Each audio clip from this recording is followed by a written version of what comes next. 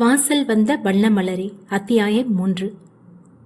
நதியா வருணின் வீட்டிற்குள் வர கிருஷ்ணன் குடும்பத்தார் நடுக்கூடத்தில் அமர்ந்திருந்தனர். அவர்களின் ஊடே ஒரு புதியவனும் இருந்தான். ஏய், இங்க வா, வருண் அழைத்தான். ஆ என்றவளும் மறுக்காமல் அவன் பக்கத்தில் போய் நின்றாள். இவன் என்னோட ஃப்ரெண்டு. நானே சொல்லிக்கிறேன்டா. ஹாய், ஐ எம் மதன், உங்க ஹஸ்பண்டோட க்ளோஸ் ஃப்ரெண்ட். லண்டன்ல பிசினஸ் பண்றேன். சொந்த ஊர் இங்க தான். ஆனா இப்போ அம்மா அப்பாவோட அங்க செட்டில் ஆயிட்டேன். 3 மாச ப்ராஜெக்ட், அதுவும் உங்க ஹஸ்பண்ட் கூட சேர்ந்து தான் பண்ண போறேன். அதுக்காக தான் இங்க வந்திருக்கேன். ஸோ நாம அடிக்கடி சந்திக்கலாம்.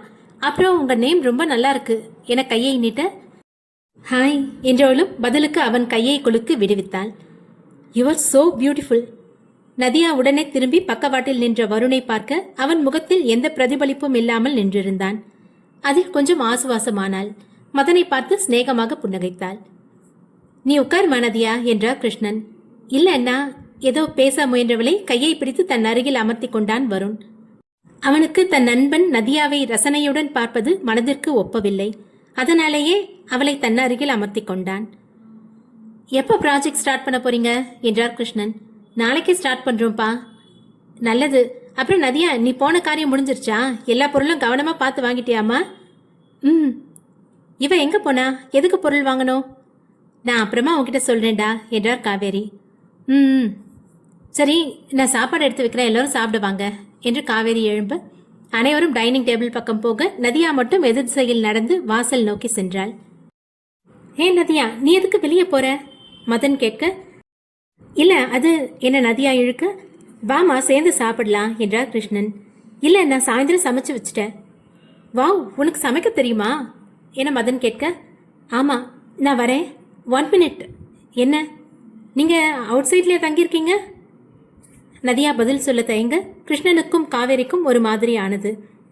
வருணோ இல்ல என உறுதியாக பதிலளித்தான். அவனது பதில் அனைவருக்கும் திகைப்பை கொடுக்க வருண் நதியாவின் அருகில் வந்தான். உங்க 2 பேருக்கும் ஏதாவது பிரச்சனையா? உங்க 2 பேர் முகத்தை பார்த்தாலே ஏதோ சரியில்லைன்னு தெரியுது, மதன் வினவினான். அப்படியெல்லாம் ஒன்றும் இல்லை. நிஜமாதான் சொல்றியா? எஸ். அப்போ ஓகே. சரி வாங்க, எல்லாரும் சேர்ந்து சாப்பிடலாம். கிருஷ்ணன் அழைக்க, பா நான் இன்னைக்கு நதியா சமையல் தான் சாப்பிட போறேன், மதன் கெஞ்சினான். வாட்? வருண் அதிர்ந்தான். நீ எதுக்குடா இவ்வளோ ஷாக் ஆகுற? நீ எதுக்கு அவளோட சாப்பாடு சாப்பிடணும்? உனக்காக தான் ஸ்பெஷலாக வெரைட்டியாக சமைச்சு வச்சிருக்காங்கல்ல. ஆமாம்ல. சரி, அப்போ நான் நாளைக்கு நதியா கையால் சாப்பிட்றேன், ஓகேவா? அதை நாளைக்கு பார்க்கலாம். இப்போ வா, நாம சாப்பிடலாம். நதியா வீட்டை விட்டு வெளியேற மற்ற அனைவரும் டைனிங் டேபிளை நோக்கி சென்றனர். சில நிமிடங்களில் அனைவரும் சாப்பிட்டு முடிக்க மதன் தனக்கு ஒதுக்கப்பட்ட அறைக்கு ஓய்வெடுக்கச் சென்றான். அவன் சென்றதும் வருண் தன் தாய் தந்தையருடன் நடுக்கூடத்தில் அமர்ந்தான். இப்ப சொல்லுங்க, அவ எங்க போனா? மார்க்கெட்டுக்கு தான் போனா, அதுவும் கற்பகம் கூட தான் போனா என்றார் காவேரி. இது அப்பவே என்கிட்ட சொல்லி இருக்கலாமே, அப்ப எதுக்கு தயங்கினீங்க? நதியா ஒரு முடிவு எடுத்திருக்காப்பா, கிருஷ்ணன் கூறினார். எது, இந்த வீட்டை விட்டு போறதை பத்தியா? அது நான் இருக்கிற வரைக்கும் நடக்காது. இல்லப்பா, ஏதோ கடை ஊழியர்களுக்கெல்லாம் சமைச்சு கொடுக்க போறாளாம். என்னது? நாங்கள் அதுக்கு சமைச்சிட்டோம். எந்த தைரியத்தில் இதெல்லாம் பண்றா அவ? இந்த விஷயம் மட்டும் வெளியில 4 பேருக்கு தெரிஞ்சா என்னோட ரெப்யூட்டேஷன் என்ன ஆகுறது? சே, ஏன் அவன் லேபர் ஹவுஸ்ல தங்கி இருக்கிறது வெளியில தெரிஞ்சா உன்னோட ரெப்யூட்டேஷனுக்கு எதுவும் ஆகாதா? அது வேற, இது வேற. என்னடா வேற வேற? என்னோட வீட்டுக்குள்ள நடக்கிற எதுவும் வெளியே போக நான் அனுமதிக்க மாட்டேன். ஆனா இவ சாப்பாடு செஞ்சு கொடுத்தா எப்படியோ ஒரு நாள் யாருக்காவது விஷயம் தெரியதான் செய்யும். அதனால அவகிட்ட சொல்லிடுங்க இதெல்லாம் வேணாம்னு. அப்ப அவளோட செலவுக்கு அவ என்ன பண்ணுவா? 3 வேளை சாப்பிடணும், காலேஜுக்கு வர போறா. இன்னும் அவளோட தனிப்பட்ட செலவு எவ்வளவோ இருக்கு. சொல்லுப்பா, அவளோட தனிப்பட்ட செலவுக்கு என்ன பண்ணலாம், நீயே சொல்லு. நதியா அவங்களுக்கு சமைச்சு கொடுக்குற விஷயத்துல ஒரு முடிவோடு தான் இருக்கா. மாசம் மாசம் நானே அவ செலவுக்கு பணம் கொடுக்குறேன், போதுமா? அதை அவ வாங்குவான்னு நினைக்கிறியா? நீ அவளை இங்க கூட்டிட்டு வந்த முதல் நாளே இதை பண்ணியிருந்தா ஏத்திருப்பா. ஆனா இப்போ வாங்கித்தான் ஆகணும் என்றவன் இருக்கையிலிருந்து எழ கிருஷ்ணனும் காவேரியும் அவனை புரியாது பார்த்து நின்றனர். வருண் அவர்களை சட்டை செய்யாமல் நதியாவின் அறையை நோக்கி சென்றான். பெற்றோர்கள் போகும் மகனை பார்த்தவாறு இவன் இனி என்ன செய்ய காத்திருக்கிறானோ என்ற நினைப்பிலேயே அமர்ந்திருந்தனர்.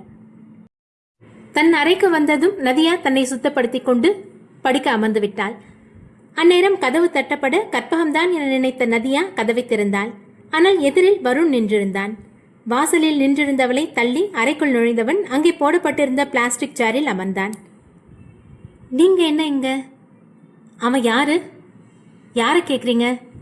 ஈவினிங் வண்டியில இருந்து இறங்கி எம்ம பின்னாடியே ஓடினியே அவன். அவங்க பாபு அண்ணா. அண்ணனா? ஆமாம். அப்புறம் நீ ஏதோ பெரிய மனுஷன் மாதிரி முடிவு எடுத்திருக்கியாமே. அதை அப்படியே மறந்துடு. இல்லைண்ணா, நான் உங்ககிட்ட எந்த எக்ஸ்கியூஸும் கேட்கல. முடியாது. என்னது? நான் பாபு அண்ணாக்கு வாக்கு கொடுத்துருக்கேன் சாப்பாடு செஞ்சு தரதா. ஏய், கண்டதையும் பேசி என்னை இரிட்டேட் பண்ணாத. இந்த வருணோட ஒய்ஃப் ஒரு சமையல்காரின் வெளியில் தெரிஞ்சா என்னோட ரெப்யூட்டேஷன் என்ன ஆகிறது? அதுக்காக என்னால் அம்பானி கூட எல்லாம் ஒர்க் பண்ண முடியாது. எனக்கு தெரிஞ்ச வேலையை தான் நான் செய்ய முடியும். நான் சொல்கிறது புரியுதா புரியலையா உனக்கு? அப்படின்னா என்னை இங்கேருந்து அனுப்பிடுங்க. நான் உன்கிட்ட என்ன சொல்லிட்டு இருக்க? நீ என்ன புலம்பிட்டு இருக்க? என்னைக்கு இருந்தாலும் நான் இந்த வீட்டை விட்டு போக வேண்டியவ தானே. அதை இப்போவே பண்ணினா என்ன? என்னது? நீங்கள் உங்கள் ஸ்டேட்டஸ்க்கு தகுந்த மாதிரி ஒரு பொண்ணை மேரேஜ் பண்ணிக்கிற வரைக்கும் தானே நான் இங்கே இருக்க வேண்டி வரும். அதனால் என்னை இப்போவே அனுப்பி வச்சுருங்க. நான் எங்கேயாவது போய்க்கிறேன்.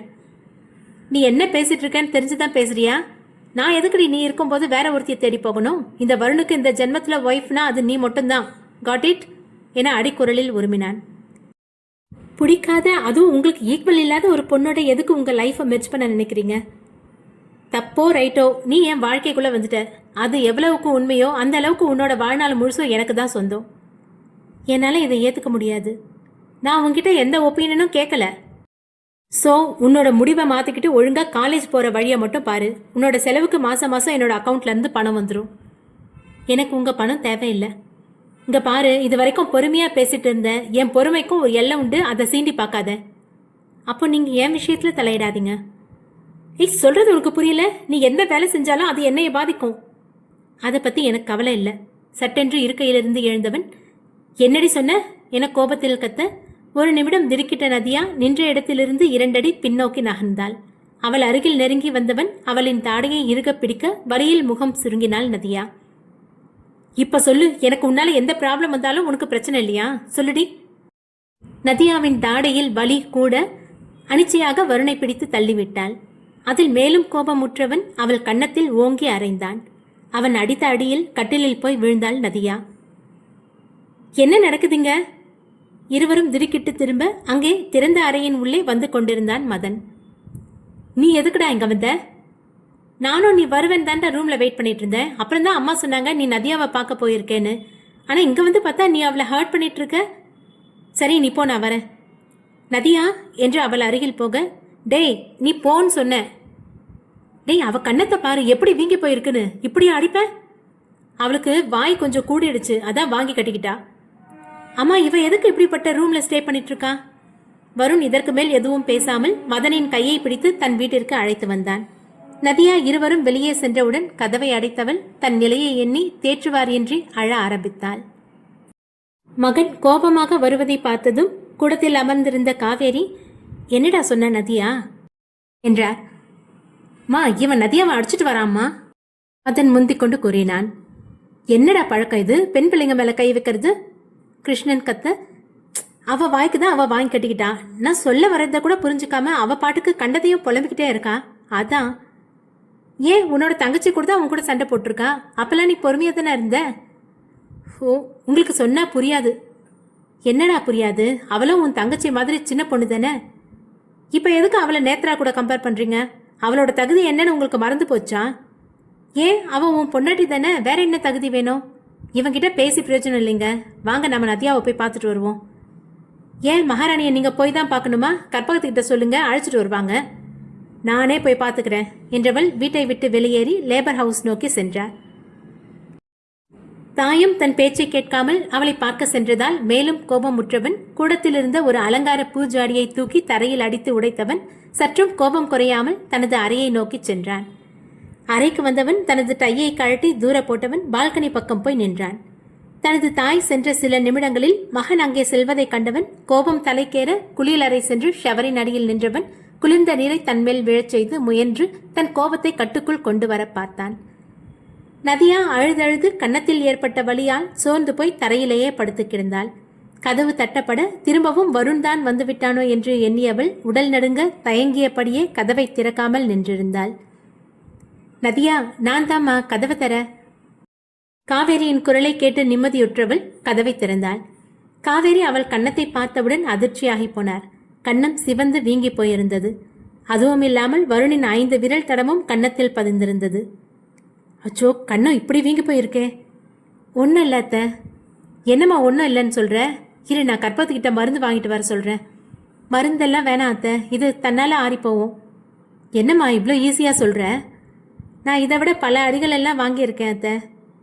காவேரிக்கு நதியாவை நினைத்து பாவமாக இருந்தது. அவளின் குடும்ப சூழ்நிலையை அவரும் அறிந்து வைத்திருந்தார். அதனாலேயே நதியாவின் மேல் அளவு கடந்த பாசம் அவரை அறியாமலேயே அவரின் மனதில் வந்துவிட்டது. பிறந்தவுடனேயே தாயை இழந்து தாய்ப்பாசம் என்னவென்று தெரியாமல் வளர்ந்தவளுக்கு தான் தாயாக மாறி அவளை பார்த்து கொள்ள வேண்டும் என்று அவள் சாப்பிடாமல் மயங்கி கிடந்த அன்றே முடிவெடுத்து விட்டார். அம்மா, மதன் அழைக்க, வாப்பா மதன், இங்க பாரு இவளோட கண்ணத்தை எப்படி வீங்கி போயிருக்குன்னு. அதான் ஆயின்மெண்ட் பாயிண்ட் வந்துட்டு இருக்கேன், இதை அவளுக்கு பூசி விடுங்க. ரொம்ப நல்லது பாக்கொடு என்றவர் ஆயின்மெண்டை வாங்கி நதியாவின் கன்னத்தில் பூசினார். நதியாவிற்கு அவர் தொட்ட இடம் வலிக்க கண்ணிலிருந்து கண்ணீர் வழிந்தது.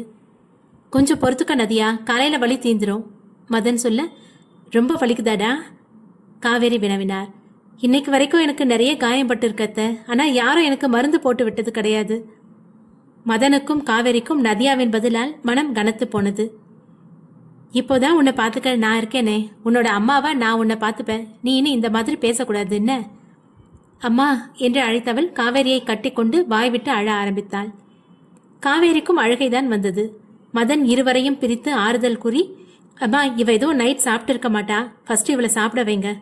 சரிப்பா என்றவள் நதியா சமைத்து வைத்த சாப்பாட்டை எடுத்து அவளுக்கு ஊட்டினார். சில நிமிடங்களில் நதியாவும் ஆறுதல் அடைந்தாள் காவேரியின் பராமரிப்பில். மறுநாள் காலை தன் உடல் வலியையும் மன வலியையும் பொருட்படுத்தாமல் நதியா கடை ஊழியர்களுக்கு தேவையான அனைத்து உணவுப் பொட்டலங்களையும் தயார் செய்திருந்தாள். வருண் அடித்ததால் கன்னம் வீங்கி போயிருக்க அன்று கல்லூரிக்கு விடுப்பு கொண்டாள். 7 மணி அளவில் தனது சைக்கிளை உருட்டியபடி பாபு நதியாவின் வீட்டின் முன் வந்து தயங்கியவாறே நின்றான். தம்பி, உங்களுக்கு யாரையாவது பார்க்கணுமா? எதுக்கு இவ்வளோ காலையில் இந்த வீட்டு முன்னாடி வந்து நிற்கிறீங்க? வாட்ச்மேன் வினவினார். அண்ணாச்சி, எனக்கு நதியாவை பார்க்கணும், பாபு வந்திருக்கேன்னு அவகிட்ட சொல்றீங்களா?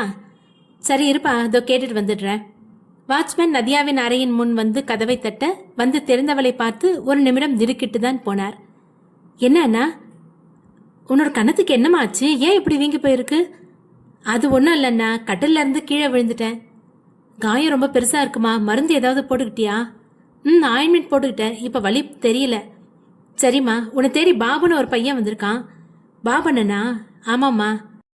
அண்ணா, எனக்கு ஒரு உதவி செய்கிறீங்களா? என்னம்மா சொல்லு. அது இந்த பையன் பாபண்ணா கிட்ட கொடுக்குறீங்களா? என்னை இந்த மாதிரி பார்த்தா ரொம்ப சங்கடப்படுவாங்க. சரிம்மா, நீ கொஞ்சம் வேலையா இருக்கேன்னு சொல்லிடுறேன். ரொம்ப நன்றி அண்ணா. என்னம்மா இதுக்கு போய் நன்றியெல்லாம் சொல்லிக்கிட்டு? உங்களுக்கு வேலை செய்யத்தானே நான் இங்கே வேலை பார்க்குறேன் என்றவாறு உணவு பொட்டலங்களை அடுக்கி வைத்திருந்த பையை பாபுவிடம் கொடுக்கச் சென்றார். நதியா ஒரு பெருமூச்சு விட்டபடி அறைக்குள்ளேயே அடைந்து கொண்டாள். வருணும் மதனும் வேலைக்கு கிளம்பியவர்கள் போர்ட்டிகோவுக்கு வர வருணின் பார்வை நதியாவின் அறை வாசலை ஒரு நொடி தொட்டு மீண்டது. இன்னைக்கு நதியா காலேஜ் போகல போல, அவளுக்கு காயம் வேற பலமா இருந்துச்சு. நீ கொஞ்ச நேரம் வெயிட் பண்ணு, நான் அவளை போய் பார்த்துட்டு வந்துடுறேன். அதுக்கு எந்த அவசியமும் இல்லை, நீ பேசாம வண்டியில ஏறு. என்னடா மனசாட்சியே இல்லாத மாதிரி பேசிட்டு இருக்க? எனக்கு ஒரு விஷயம் நல்லாவே தெரியுது, உனக்கு உன்னோட ஒய்ஃபை கொஞ்சம் கூட பிடிக்கல. பாவண்டா அந்த பொண்ணு, அவளுக்கு எதுக்கு இவ்வளோ கஷ்டத்தை கொடுக்குற? நீ ஈஸியாக அடிச்சுட்டு போயிட்ட. அவளோட கண்ணம் எப்படி வீங்கி போயிடுச்சு தெரியுமா? நான் உன்னை கூப்பிடல, நீ இங்கேயே ஒரு 2 மினிட்ஸ் வண்டியில் வெயிட் பண்ணு, இதோ வந்துடுறேன் என்றவன் திரும்ப. நோ என்றவன் அவனது கையை பிடித்து தடுத்து நிறுத்தினான். அப்போ நீ போய் பார்த்துட்டு வந்து சொல்லு, நான் வெயிட் பண்ணுறேன். ஓகே. வாட்? நானே பார்த்துட்டு வந்து சொல்கிறேன் என்றவன் விரைந்தான் நதியாவின் அறையை நோக்கி. போகும் நண்பனையே பொருள் பொதிந்த பார்வையுடன் பார்த்தவன் மனதுக்குள்ளே சிரித்து கொண்டான். நதியா கட்டிலில் அமர்ந்து தன் பாட புத்தகங்களை எடுத்து படித்தவாறு இருக்க கதவு தட்டப்பட்டது. எழுந்து வந்து தெரிந்தவள் தன் முன் நின்றிருந்தவனை பார்த்து அதிர்ச்சியானாள். வருணுக்கும் அதிர்ச்சியாகத்தான் இருந்தது அவளின் வீங்கி போன கன்னத்தை பார்த்து. ஹாய் நதியா, இப்ப பெயின் எப்படி இருக்கு? தன் பின்னாடி கேட்ட மதனின் குரலால் எரிச்சலுடன் அவனை முறைத்தபடி திரும்பி பார்த்தான். நீ எதுக்குடா என்னை இப்படி பார்த்து முறைக்கிற? தள்ளு என்றவன் நதியாவின் அறைக்குள் வந்தான். நதியா வருணை பார்க்க அவனும் மதனின் பின்னே அறைக்குள் நுழைந்தான். இருவரின் நடவடிக்கைகளும் வித்தியாசமாக இருக்க எதுவும் புரியாமல் நதியாவும் அவர்களின் பின்னே வந்தாள். வீக்கம் அப்படியே இருக்கு, நம்ம வேணா ஹாஸ்பிட்டல் போலாமா என மதன் கேட்க, இல்லை அதெல்லாம் ஒன்றும் வேணாம் என நதியா கூற, கிளம்பலாம் வா என்றான் வருண். நீ கிளம்ப வரும்னு நான் கூட்டிட்டு போய் வரேன் என மதன் எரிச்சல் ஊட்டினான். காலையிலே எழுந்து சமைச்சிட்டியா நதியா? வீடு அப்படியே கம சமையல் வாசனையா இருக்கு. ஆமா, கடை ஊழியர்களுக்காக காலையிலேயே எழுந்து சமைச்சு முடிச்சிட்டேன். என்னடா? நீ கொஞ்சம் வெளியே இரு, எனக்கு இவகிட்ட கொஞ்சம் பேச வேண்டியதா இருக்கு. நீ அப்புறம் பேசிக்கோ, எனக்கு இப்போ நதியா சமைச்ச சாப்பிட ஆசையா இருக்கு. டேய் எருமை, நான் சொல்றது உனக்கு புரியுதா என கத்த. அவன் கிடக்குறான் லூசு பையன். நீ போமா, போய் எனக்கு நீ என்ன சமைச்சியோ அதில் ஒரு பிளேட் சாப்பாடு எடுத்துட்டு வா. நதியா வருணை ஒரு பார்வை பார்த்து அவ்விடத்தை விட்டு நகர, ஏய் நில்லு வருண் கத்த. நீ போமா என மதன் கூற, உன்கிட்ட நில்லுன்னு சொன்ன. உன் எகிர நதியா இருவரையும் புரியாமல் பார்த்து எதை செய்வதென்று தெரியாமல் நின்றிருக்க. உனக்கு இப்போ என்னதாண்டா பிரச்சனை? உன்னை வெளியே போக சொன்னேன். நானும் தான் உன்னை வெளியே போக சொன்னேன், நீ கேட்டியாடா? வருண் கோபத்தை இதற்கு மேல் கட்டுப்படுத்த முடியாமல் நதியாவின் கையை பிடித்து இழுத்தவன் அவளை அழைத்து கொண்டு தனது அறையை நோக்கி சென்றான். ஹாலில் காவேரி அமர்ந்திருக்க வருண் நதியாவின் கையை பிடித்து அழைத்து கொண்டு செல்வதை பார்த்து அவன் பின்னே போக மதன் வந்து தடுத்தான்.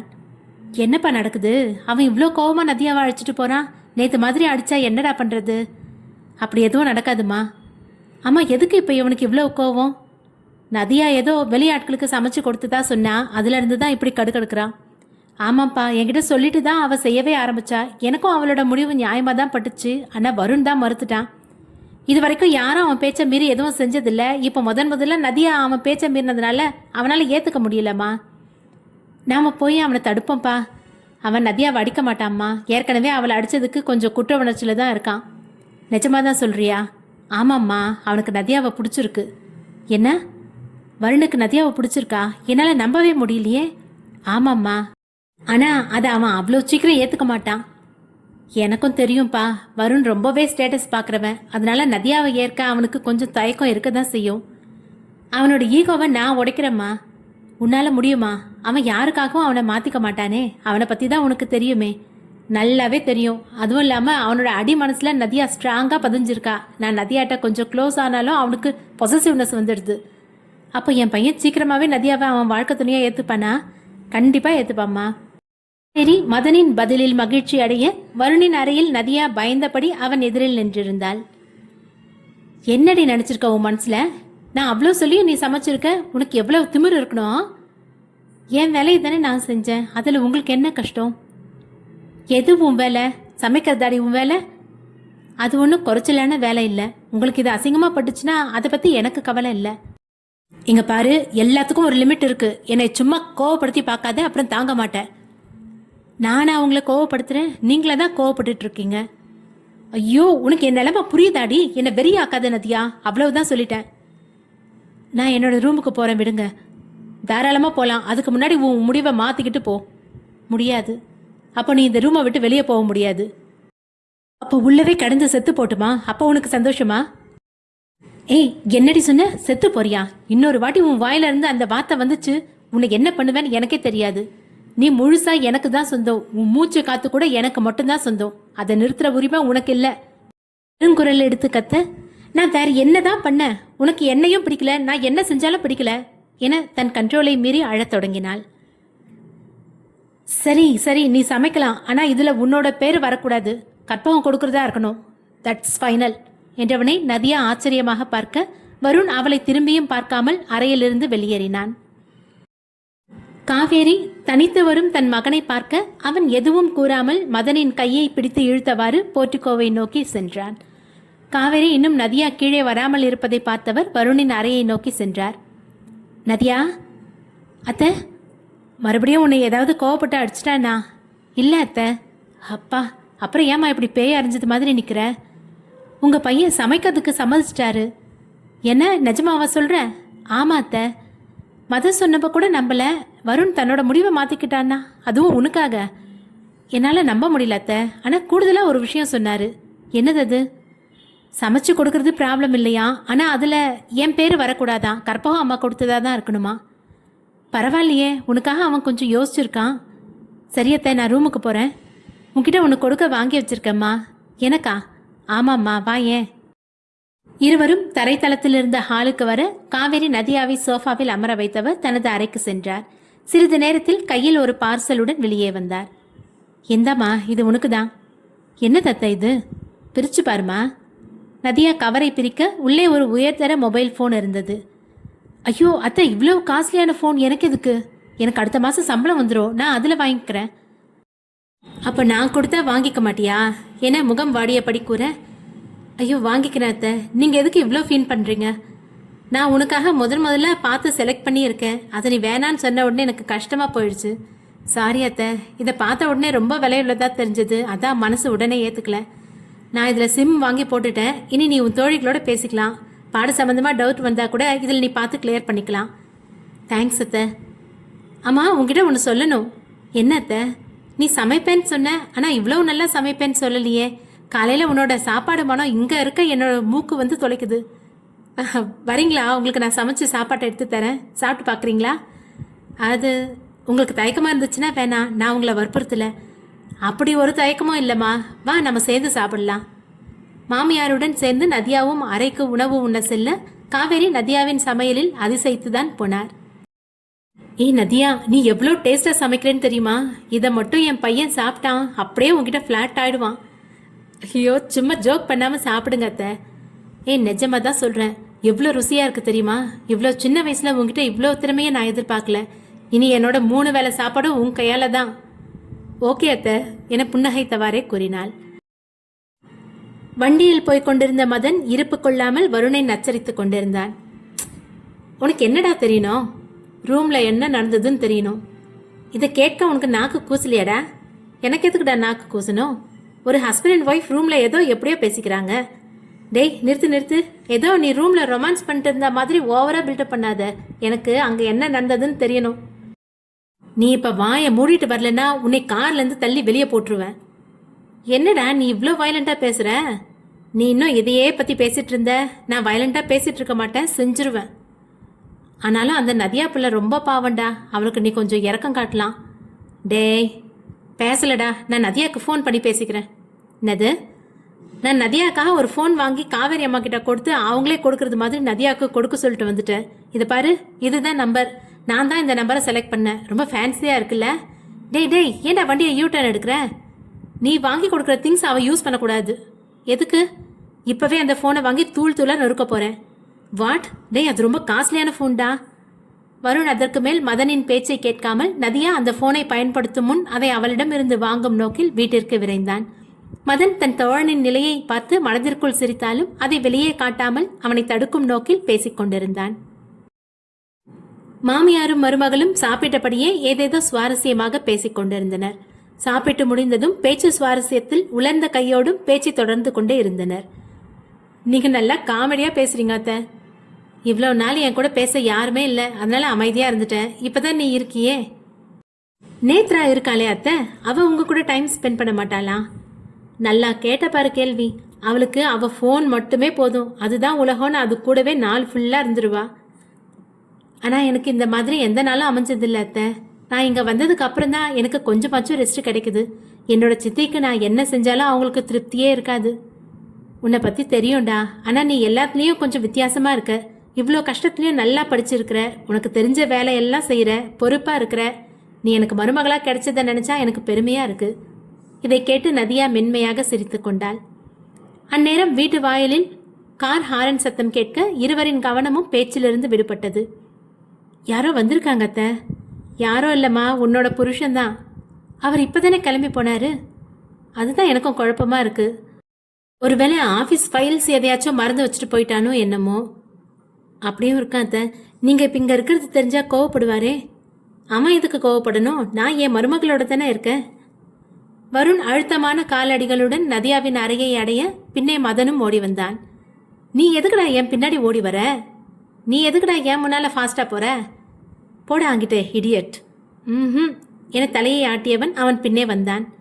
வருண் அறைக்குள் நுழைய காவேரியும் நதியாவும் அவனை புரியாமல் பார்த்தனர். வருண் தன் தாயின் கையை நோட்டமிட அவனுக்கு புரிந்து போனது தனது தாய் நதியாவின் சாப்பாட்டை சாப்பிட்டுள்ளார் என்று. என்ன நடக்குதுங்க? எல்லாருமே நின்றுட்டு தானடா இருக்கோம். என் கண்ணுக்கு யாரும் நடக்கிற மாதிரி தெரியலையே.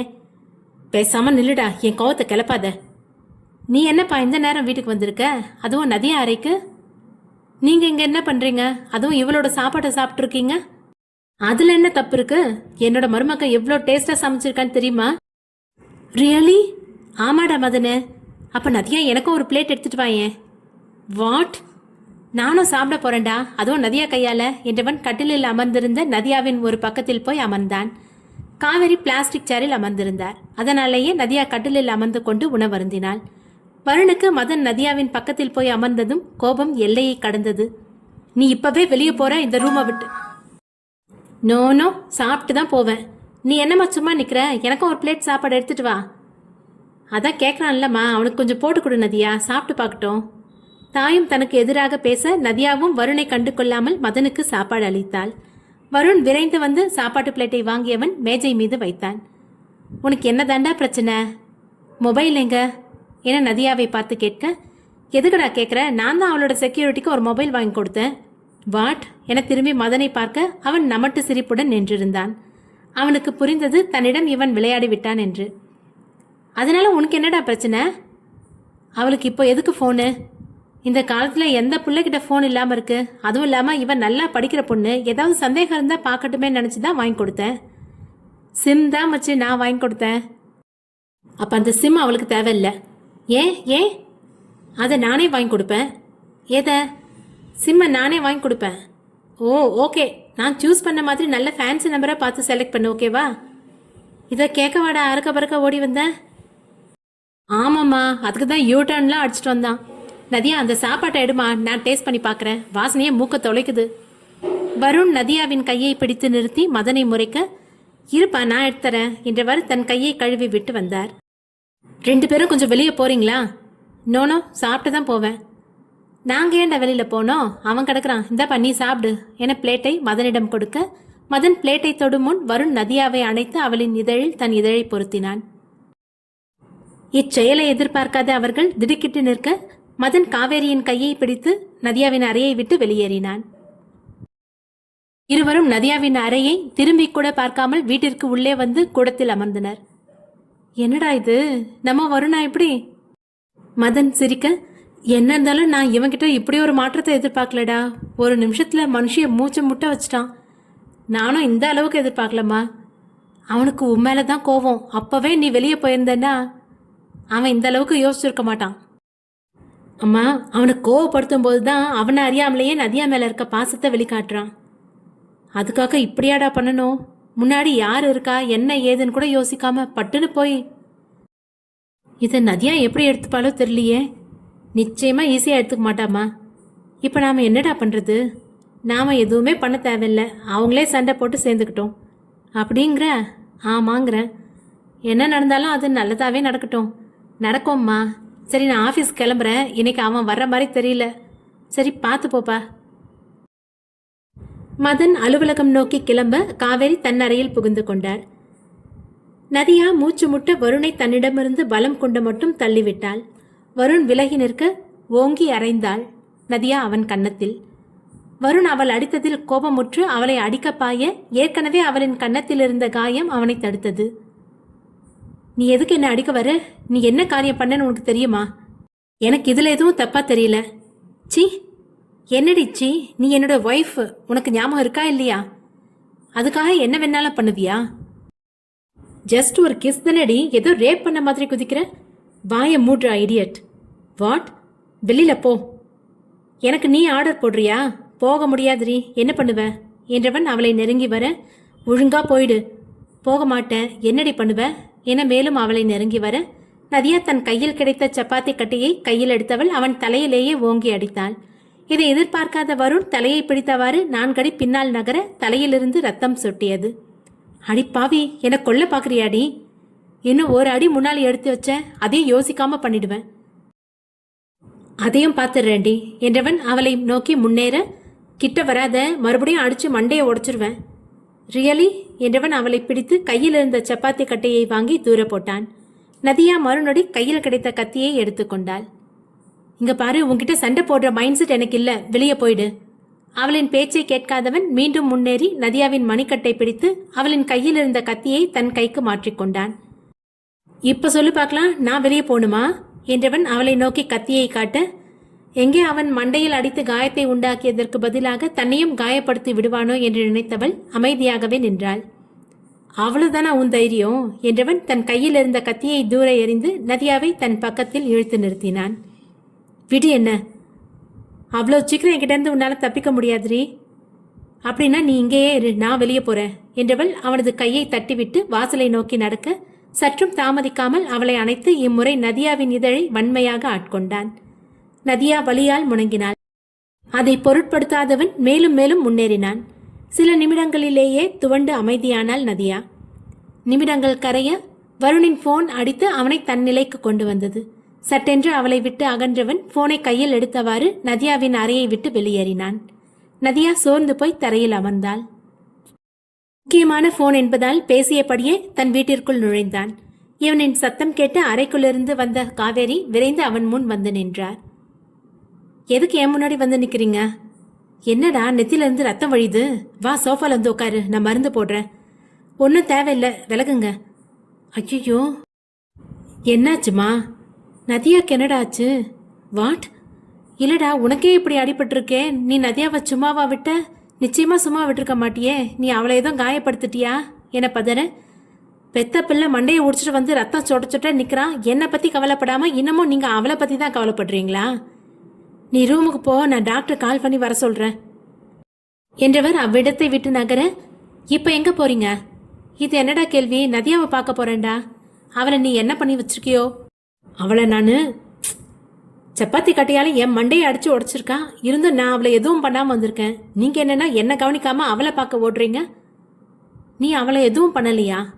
ஆமாம், உன் மேலே எனக்கு நம்பிக்கை இல்லை. நான் எதுக்கும் அவளை ஒருக்கா பார்த்துட்டு வந்துடுறேன் என வீட்டை விட்டு வெளியேறி நதியாவின் அறையை நோக்கி விரைந்தார். தன்னை நம்பாமல் போகும் அன்னையை எரிச்சலுடன் பார்த்து கொண்டு நின்றவன் தனது அறையை நோக்கி விரைந்தான். காவேரி நதியாவின் அறையை தட்ட தட்ட அவள் திறக்கவில்லை. ஒரு கட்டத்தில் பயந்து போனவர் வருணை நோக்கி ஓடினார். வருண், வருண்! தாயின் சத்தம் கேட்டு அறையிலிருந்து வெளியே வந்தான். என்னம்மா இவ்வளோ பதட்டமா ஓடி வரீங்க? நதியா கதவு திறக்கலடா. நீங்க தட்டியே திறக்கலையா? அவளுக்கு அவ்வளோ கொழுப்பாயிடுச்சா? டேய், புரியாம பேசாத, அவளுக்கு என்னமோ ஆயிடுச்சு, நீ வந்து பாரு. எனக்கு வேற வேலை இல்லை, நீங்க போங்கம்மா. அவளுக்கு திமிரு தீந்தவதும் தன்னால வெளியில வருவா. எனக்கு அப்படி தோணல, ஒரு வாட்டி நீ வந்து பாரு. தாயின் வற்புறுத்தலில் வருண் நதியாவின் கதவை தட்ட அப்போதும் அவள் திறக்கவில்லை. நதியா, கதவை தர என பலமாக கதவை தட்ட, என்னடா நீ தட்டியும் திறக்கல? பின்னாடி கதவு ஓப்பன்ல இருக்கான்னு போய் பாருங்க. இதோ பார்க்குறேன் என்றவர் பின்னாடி போக அங்கே பின் கதவு திறந்தே இருந்தது. விரைந்து உள்ளே சென்றவர் நதியாவை தேட அவள் மயங்கிய நிலையில் தரையில் கிடந்தாள். வருண், வருண்! தாயின் பதட்டமான அழைப்பில் பின்பக்கம் ஓடியவன் நதியாவை பார்க்க அங்கு தரையில் மயங்கிய நிலையில் கிடந்தவளை பார்க்க அவனுக்கு அதிர்ச்சியாக இருந்தது. ஐயோ, இவளுக்கு என்ன ஆச்சுன்னு தெரியலையே, தூக்குடா, ஹாஸ்பிட்டல் கூட்டிட்டு போலாம். வருண் நதியாவை கையில் ஏந்தி கார் பார்க்கிங் வர அதற்குள் காவேரி காரில் டிரைவருடன் அவன் அருகில் வந்து நின்றாள். வருணும் தாமதிக்காமல் நதியாவை காரில் அமர்த்தியவன் ஹாஸ்பிட்டல் நோக்கி விரைந்தான். நதியாவை ஹாஸ்பிட்டலில் அனுமதித்ததும் அவளுக்கு சிகிச்சை ஆரம்பிக்கப்பட்டது. வருணும் தன் தலையில் ஏற்பட்ட காயத்திற்கு சிகிச்சை எடுத்துக்கொண்டான். டாக்டர், என் மருமகளுக்கு என்னாச்சு? ரொம்ப பலவீனமாக இருந்திருக்காங்க, அதனால தான் மயங்கியிருக்காங்க. சத்தான பழங்கள் நிறைய வாங்கி கொடுங்க.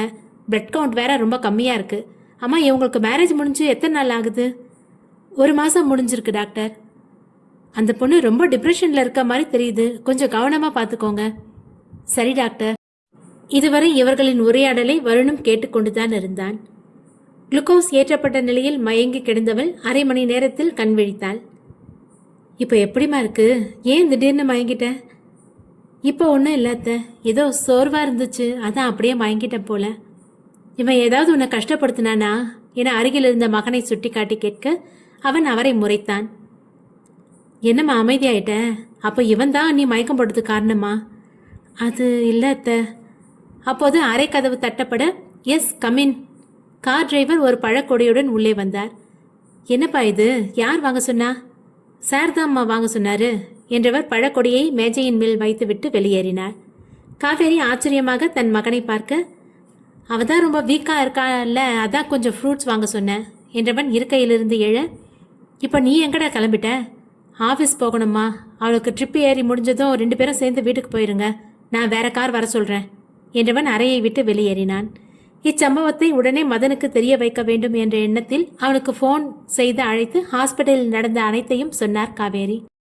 மதன் அடுத்த திட்டத்தோடு அலுவலகத்தில் வருணுக்காக காத்திருந்தான். மாலை நதியா சிகிச்சை முடிந்து காவேரியுடன் வீட்டிற்கு வந்து சேர்ந்தாள். காவேரி கற்பகத்திடம் நதியாவை பார்க்க சொல்லிவிட்டு தன் அறையில் சிறிது நேரம் ஓய்வெடுக்க சென்று விட்டார்.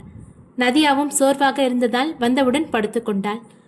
வருண் விரைந்து அலுவலகத்துக்கு வந்தவன் தன் இருக்கையில் அமர மதன் அவசரமாக நதியாவிற்கு மொபைலில் அழைத்தான். வருணின் அறையிலேயே மதனும் இருந்ததால் அவனை வெறுப்பேற்றும் முயற்சியில் அவளுக்கு அழைத்தான். அந்நேரம் நதியாவுக்கு போன் வர எடுத்து பார்த்தவள் திரையில் மதனின் பெயர் தெரிய அட்டன் செய்தாள். Hello hello Nadiya. சொல்லுங்க. உனக்கு உடம்பு முடியலன்னு அம்மா சொன்னாங்க, இப்போ பரவாயில்லையா? பரவாயில்ல, நல்லா இருக்கேன். இவர்களின் உரையாடலை கேட்டுக்கொண்டிருந்த வருணுக்கு இரத்த கொதிப்பு உச்சநிலையை அடைந்தது. தன் இருக்கையிலிருந்து எழுந்தவன் மதனின் போனை வாங்கி தரையில் அடித்து உடைத்தான். இதைதான் மதனும் எதிர்பார்த்திருந்தான். அடப்பாவி, எதுக்குடா ஏன் போனை உடைச்ச கிராதகா? நீங்க வேலை பார்க்க வந்தியா இல்ல போன்ல கொஞ்சம் கொலாவ வந்தியாடா? நதியாக்கு உடம்பு முடியல, அதான் கூப்பிட்டு விசாரிச்சுட்டு இருந்தேன். அதை எதுக்குடா அவகிட்ட கேட்குற? வேற யார்கிட்ட கேட்க சொல்ற? அவளோட ஹெல்த்தை பத்தி அவகிட்ட தானே கேட்கணும். நானும் ஹாஸ்பிட்டல்ல இருந்து தானே வரேன், என்கிட்ட கேட்டா போதாதா உனக்கு? ஆமா, உனக்கு நெத்தியில என்ன காயம்? என் மூஞ்சியே இப்பதான் பாக்குறியாடா? ரொம்ப சீக்கிரம் விசாரிச்சுட்ட. அதை விடுடா, இந்த காயம் உனக்கு எப்படி பட்டுச்சு? அது ஒன்றும் இல்லை. என்ன ஒன்றும் இல்லையா? ரத்தம் வர்ற அளவு கடிப்பட்டிருக்கு, நீ ஒன்றும் இல்லைன்னு சொல்ற. எப்படிடா பட்டுச்சு?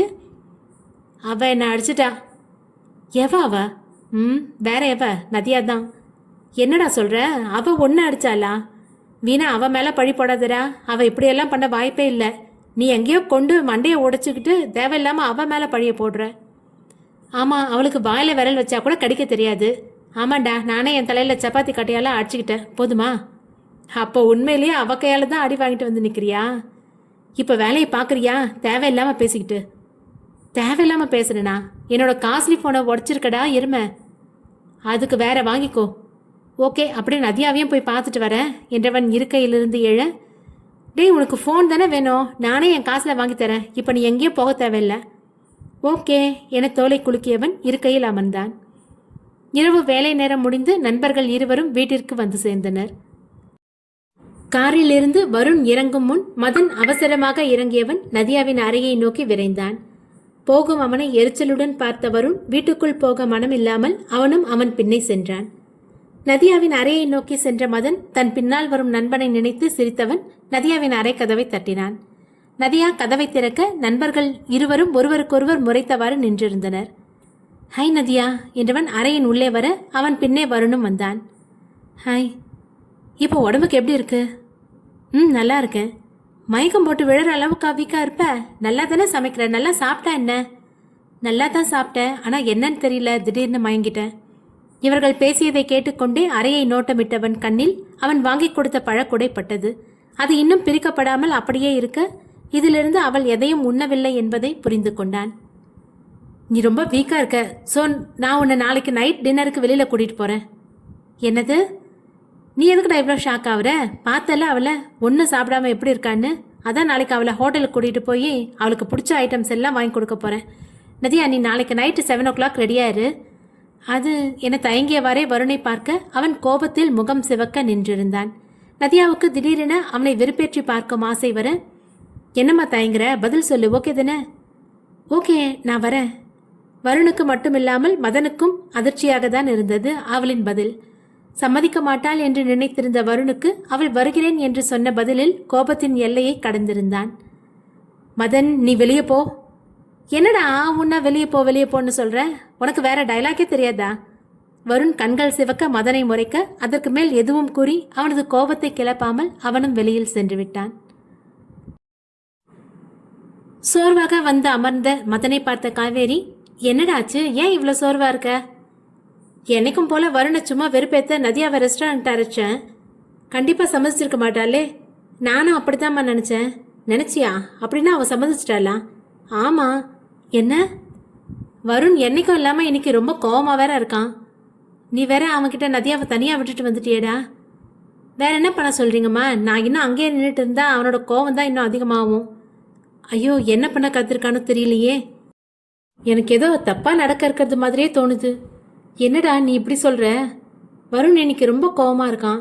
நதியா அவன் கோபத்தை தாங்குவாலோ என்னமோ தெரியலையே. நாம் போய் பார்ப்போமா? எதுவும் தப்பாக நடக்கிறதுக்குள்ளே தடுத்துடலாம். இல்லைம்மா, நாம் இப்போ போய் அவன் முன்னாடி நின்னா அவனோட கோபம் இன்னும் ஜாஸ்தியாக தான் ஆகும். இவர்கள் இப்படியே கலக்கத்துடன் பேசி கொண்டிருக்க வருண் நதியாவின் அறையில் கோபத்தின் உச்ச நிலையில் இருந்தான். உன் மனசுக்குள்ள என்னடி நினைச்சிட்டு இருக்க? சொல்லிக்கிற அளவுக்கு எதுவும் இல்லை. அவளின் நக்கலான பதில் அவனுக்கு இன்னமும் கோபத்தை மூட்ட, எந்த நோக்கத்தோட இங்க இருக்க? நானா இருக்க? நீங்க தான் என்னை வற்புறுத்தி இங்க இருக்க வச்சிருக்கீங்க. ஸோ நீ என்ன வேணாலும் பண்ணுவ, எவன் கூட வேணாலும் போவ. வாட் என அதிர, என்னடி இவ்வளோ ஷாக் ஆகுற? ஒருத்தர் ரெஸ்டாரண்ட்டுக்கு சாப்பிட கூப்பிடுறான், நாய் மாதிரி நாக்கு தொங்க போட்டு வரேன்னு சொல்ற, அதுக்கு என்னடி அர்த்தம்? அவனது பேச்சில் கூனி குறுக்கி நின்றிருந்தாள் நதியா. சொல்லுடி. மரியாதையா வெளியே போயிடு. கோவம் வருதா? உனக்கெல்லாம் கோவப்பட அருகதையே கிடையாது. என்னை பற்றி என்ன தெரியும்னு இப்படி கேவலமாக பேசிட்டு இருக்க? என்ன தெரியாது உன்னை பற்றி? அன்னைக்கு பார்ட்டியில் அவன் டான்ஸ் பண்ண கூப்பிடுறான், அவன் பின்னாடியே போக நிற்கிற. இன்னைக்கு இவன் ரெஸ்டாரண்ட் கூப்பிடுறான், இவன் பின்னாடியும் போக நிற்கிற. இப்படிப்பட்டவளை எந்த கேட்டகரியில் சேர்க்க? இதுக்கு மேலே என்னை தப்பாக பேசின, உனக்கு மரியாதை இல்லை சொல்லிட்டேன். அப்படி மரியாதை குறைவா என்னை என்னடி பண்ண முடியும் உன்னால? எவன்கிட்ட நிறைய காசு இருக்கோ அவன் பக்கம் சாயிரவன் தானே நீ. உன்னால என் பேரும் கெட்டு போகக்கூடாதுன்னு ஒவ்வொரு நிமிஷமும் நான் படுற பாடு எனக்கு தான் தெரியும். நான் என்ன அவ்வளோ கேவலமானவளா? பின்ன இல்லையா? நீயா தானே என்னை கட்டிக்கிட்ட, நீயே தானே இந்த வீட்டுக்குள்ளேயே என்னை கூட்டிகிட்டு வந்த. அப்புறம் எப்படி நீ என்னை தப்பானவன் சொல்லலாம்? அதுதான் நான் பண்ண பெரிய தப்பு. ஊர் உலகத்தில் பொண்ணே இல்லாத மாதிரி உன்னை போய் கட்டிக்கிட்டேன். சே, அப்போ எதுக்கு இந்த கேடு கெட்டவளை உன் கூடவே வச்சிருக்க? எனக்கு வேற ஆப்ஷன் இல்லை. எனக்கு சில பேர் மாதிரி ஒன்று இல்லைன்னா இன்னொன்று மேரேஜ் பண்ணிக்கிற மென்டாலிட்டி கிடையாது. ஒரு லைஃப் ஒரு மேரேஜ், அதுதான் என்னோட பாலிசி. ஸோ லாஸ்ட் வரைக்கும் நீ என்னோட சலிச்சுக்கிட்டு இருந்து தான் ஆகணும். Got it? முடியவே முடியாது. நீ எல்லாம் ஒரு மனசாட்சியே இல்லாத பணத்தில் ஊறி போன பண பிசாசு. உனக்கு என்னோட நிலைமை ஒரு நாளும் புரியாது. அதனால உன் கூட என்னால் இருக்கவும் முடியாது. Good joke. இனி இந்த ரூமை விட்டு நீ வெளியே வரக்கூடாது. என்ன? எஸ், நோ, நான் காலேஜுக்கு போகணும். அதை நீ வீட்டிலேருந்தே படிச்சுக்கலாம். அதுக்கு நான் ஏற்பாடு பண்ணுறேன். இது கூட உன் மேலே இறக்கப்பட்டெல்லாம் இல்லை. இந்த வருண் தேவோட ஒய்ஃப் படிக்காதவளாக இருக்கக்கூடாது, அதுக்காகத்தான். என்ன உன் அடிமைன்னு நினச்சியா? அப்புறம் வேற யாரு நீ எனக்கு? நான் அப்போவே சொல்லிட்டேன், உன்னோட வாழ்க்கை எனக்கு சொந்தமானது. நீ எப்போ எப்படி இருக்கணும்னு நான் மட்டும்தான் தீர்மானிப்பேன். உன்னை பற்றி விசாரிச்சுட்டு தான் காலேஜுக்கே அனுப்புனேன். அது வரைக்கும் எந்த பாய் ஃப்ரெண்டும் இல்லாதவனுக்கு திடீர்னு ஒருத்தன் ஃப்ரெண்டுன்னு வந்து நிற்கிறான். இந்த வீடு விட்டு வெளியே இறங்கினா தானே இப்படி எவனாவது வந்து நிற்பான். அதுக்கு நீ உள்ளே கடை என ஆக்ரோஷமாக கத்தியவன் அறையை விட்டு வெளியே வந்தான். நதியாவிற்கு அவனது ஒவ்வொரு வார்த்தையும் மனதில் ஆழமாக பதிய நிலை குலைந்து கால்கள் பலமிழக்க நின்ற இடத்திலேயே அமர்ந்து விட்டாள். காவேரியும் மதனும் பதற்றத்துடன் கூடத்தில் அமர்ந்திருக்க புயலின் வேகத்தில் உள்ளே வந்தான் வருண். அவனின் வேகமே இருவருக்கும் நதியாவை நினைத்து ஒருவித பயத்தை கொடுத்தது. நில்லுடா. என்ன? அவன் போகட்டுமா, நான் நதியாவை பார்த்துட்டு வந்துடுறேன். நானும் வரேன். ஏன்னா இருவரும் வாசலை நோக்கி திரும்ப, நில்லுங்க 2 பேரும். ஏண்டா? அவளை போய் யாரும் பார்க்கக்கூடாது. என்னடா சொல்ல வர்ற? அவளை போய் யாரும் பார்க்கக்கூடாது, அவளும் யாரையும் பார்க்க மாட்டா. அப்படின்னா புரியல. இனி அவள் அந்த ரூமை விட்டு வெளியே வரவே கூடாது. வாட்? நதியா என்ன ஜெயில் கைதியாடா ஒரே ரூமுக்குள்ளே அடைஞ்சு கிடக்கிறதுக்கு? அவன் அவளோட எல்லையை மீறி நடந்துக்கிட்டான், அதுக்கான தண்டனை தான் இது. அப்படி என்னடா அவள் எல்லை மீறி நடந்துக்கிட்டா? அதை பற்றி நீங்கள் தெரிஞ்சுக்க வேண்டிய அவசியம் இல்லை. அவள் என்னோட மருமக. நீ அவளை தேவையில்லாமல் தண்டிக்கிறத என்னால் பார்த்துட்டு இருக்க முடியாது. டேய், என்னால் நீ நதியாவை சந்தேகப்படுறியா என கலக்கமாக கேட்க வருண் அமைதியாக இருந்தான். என்னடா அமைதியாக நிற்கிற? அப்போ இதுதான் உண்மையா? அவன் அமைதியாக நிற்க காவேரி அவன் கன்னத்தில் ஓங்கி அறைந்தார். தன்னை இதுவரை அடித்திராத அன்னை முதன்முறையாக அடிக்கவும் கன்னத்தை கையில் ஏந்தி தாயை அதிர்ச்சியுடன் பார்த்து நின்றான். மா, நான் வரேன். எனக்கு இங்கே நிற்கவே உடம்பு கூசுது. நீ எதுக்குடா வெளியில் போகணும்? என்ன நிற்கிறானே, இவன் தான் போகணும். மதன் நதியாவை எப்படி நினச்சான்னு உனக்கு தெரியுமாடா? தங்கச்சி மாதிரி நினச்சான்டா. அவளோட வாழ்க்கையை சீராக்கணும் தான் உன்னை வெறுப்பேற்றி கோவப்படுத்திக்கிட்டே இருந்தான். மா, இவன்கிட்ட எதுக்கு இந்த மாதிரி விளக்கெல்லாம் கொடுக்குறீங்க? எப்போ இவனுக்கு தப்பான விஷயம் எல்லாம் என்ன தோணுச்சோ அப்போவே இவன் மனுஷனாக இருக்கக்கூட லாய்க்கில்லை. இவன்கிட்ட நீங்கள் எதையும் பேசி புரிய வைக்க வேணாம். அதுவும் கரெக்ட் தான். வா, நம்ம நதியாவை போய் பார்ப்போம். விரைந்து இருவரும் நதியாவின் அறையை நோக்கி சென்றனர். கதவை தட்ட கதவை திறந்த நதியாவை பார்த்து இருவரும் அதிர்ச்சியானார்கள். அழுதழுது கண்களும் முகமும் சிவந்து வீங்கி போயிருந்தது. காவேரி நதியாவின் கையை பிடித்து அழைத்து வீட்டிற்குள் வந்தார். அப்போதும் வருண் நடுக்கூடத்திலேயே நின்றிருந்தான். வருண் வரும் நதியாவை பார்க்க அவள் நிமிர்ந்து கூட இவனை பார்க்கவில்லை. நீ எப்போ இவ மேல சந்தேகப்பட்டியோ அப்பவே இவளுக்கு புருஷனா இருக்கிற தகுதியை இழந்துட்ட. இனி நதியா என்னோட மருமக மட்டும்தான். நான் அவ மேல சந்தேகப்படல. அப்போ என் மேல சந்தேகப்பட்டியாடா? ஐயோ, நான் யார் மேலேயும் சந்தேகப்படல.